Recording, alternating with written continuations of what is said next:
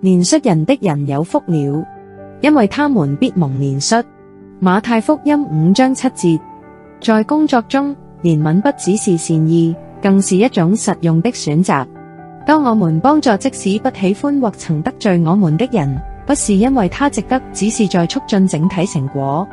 即使這樣做可能會讓自己失去優勢，卻能讓他人、團隊甚至客戶受益。若職場中有憐憫與寬容的氛圍，人們更願意承認錯誤，及早修正或補救，避免小錯釀成大錯。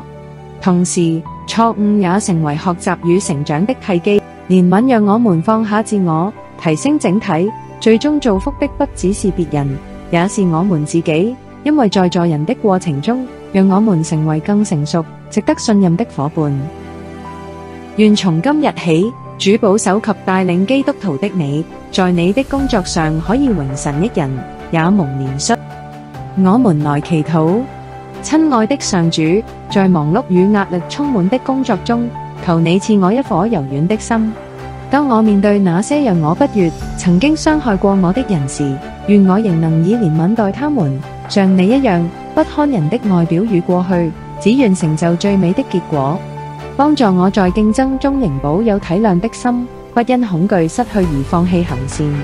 當我能為他人着想，讓他們得益時，求你提醒我，這是你所喜悅的選擇。主啊，願我的職場不是充滿批評與指責，而是充滿饒恕與誠實。若有人犯錯，願我們用愛心挽回，不是埋怨或指責，而讓真理帶來醫治與成長。